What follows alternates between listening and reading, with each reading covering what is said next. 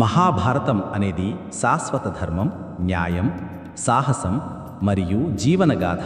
ఈ మహాగాథ మహర్షి వేదవ్యాసుని గొప్ప కథనం ఇంకా భగవన్ గణేశుని రచన ద్వారా తెలుపబడింది. ఈ ఆధ్యాత్మిక ధర్మన్యాయ త్యాగాలతో కూడిన మహాభారతంలో నాతో పాటు మీరు చేరండి. అసలు ఈ వ్యాసుడు ఎవరు అంటే మత్స్యగంధ అనే సత్యవతి ఇంకా పరశుడికి జన్మిస్తాడు. ఈయన 4 వేదాలు రచించాడు. అందుకు గాను ఈయన్ని వేదవ్యాసుడు అని పిలుస్తారు. ముందుగా చెప్పిన విధంగా ఋషి వేదవ్యాసుడితో మొదలవుతుంది. వేదవ్యాసుడు ఆలోచిస్తున్నాడు, ఈ మహాగాథ ఎలా రచించాలి.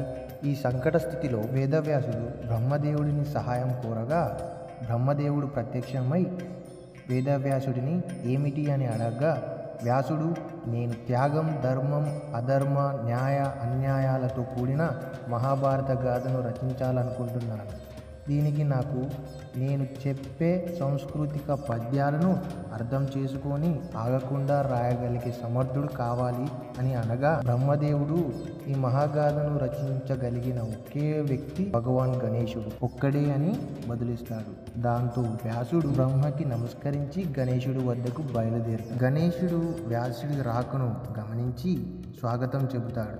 తరువాత గణేశుడు వ్యాసుడి రాకకు కారణం అడగ్గా వ్యాసుడు, నేను వివరించే మహాభారత గాథను రచించాలి అని కోరతాడు.